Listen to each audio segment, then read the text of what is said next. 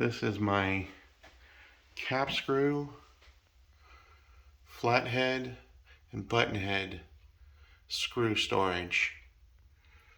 Every drawer is either got one or two, sometimes three different sizes in it, depending on how small the screws are.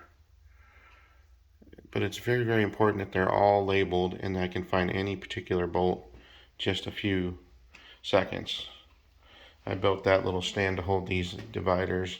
These are my nuts and washers. And then up here I have some SAE cap screws, and I have some washers and nuts up there. And this whole wall here is almost all cap screws. There's a few button heads and flatheads in there too that wouldn't fit in the other storage solution.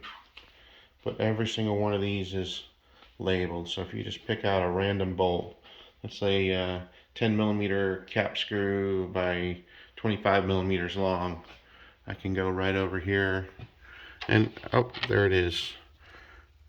No problem.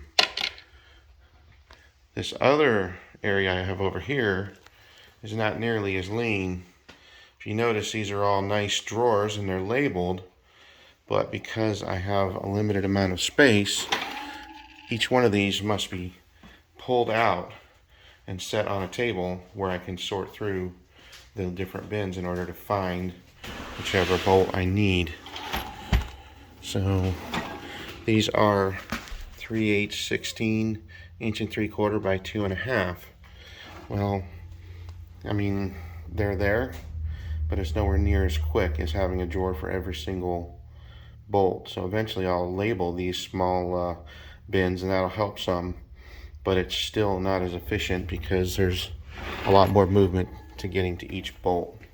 If you come up here, those are my set screws. Those are all well labeled and well sorted out, and that works out pretty well. And then up here I have some more bolts in English and metric. Again, these are very well labeled and very easy to access, other than the fact that I didn't have a great place to put the organizers. But you can see the area here. I can't quite go back far enough to see the whole thing, but there you go. That is where my bolts are. And then this is my screw storage and my nuts and washers. That gives you an idea of what lean really looks like, because it just saves me so much time. Also, I moved all the bolt storage into the shop because these were all 40 feet away on the other end of the garage for the longest time, and now they're all right here on the end of my shop, out of the way of the machines. So